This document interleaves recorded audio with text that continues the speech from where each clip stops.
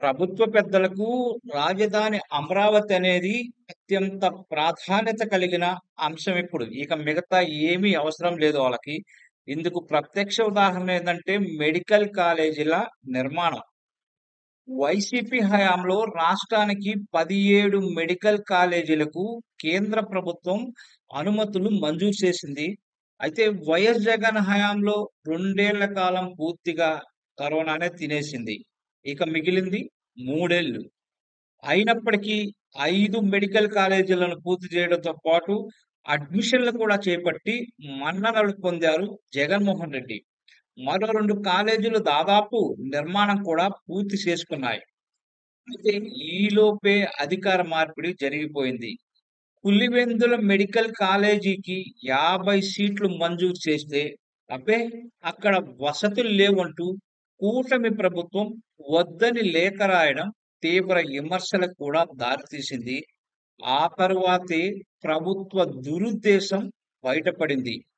10 కాలేజీలను PPP మోడల్‌లో అభివృద్ధి చేయడానికంటూ private వ్యక్తుల చేతుల్లో పెట్టడానికి రెడీ అయింది కూటమి ప్రభుత్వం.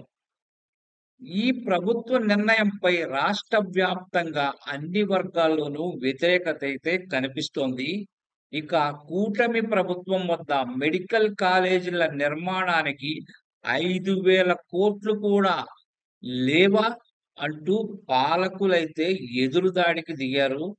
వైసీపీ హయాంలో కాలేజీల్ని నిర్మించి ఉంటే నేడు ఈ దుస్థితి వచ్చేది కాదంటూ తమ మార్పు ఎదురుదాడితో ప్రశ్నించే గొంతుల్ని అణిసివేసే ప్రయత్నమైతే ఇప్పుడు జరుగుతోంది.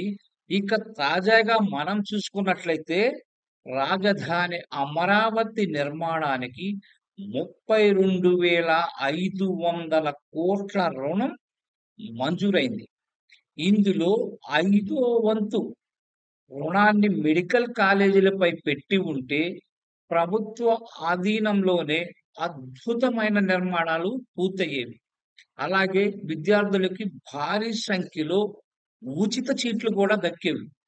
ప్రభుత్వానికి మెడికల్ కాలేజీలపై పెట్టుబడి పెట్టడానికి మనసు రాలేదనడానికి రాజధానికి మంజూరైన రుణమే ప్రత్యక్ష ఉదాహరణ అంటూ పలువురు ప్రజా సంఘాల నేతలు చెబుతున్నారు.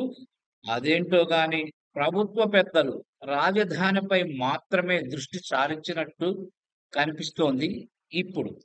మిగిలినవన్నీ రాజధాని తర్వాతే అన్నట్లుగా పాలనా రీతి సాగుతోందనే విమర్శలు కూడా ఇప్పుడు వ్యక్తమవుతున్నాయి.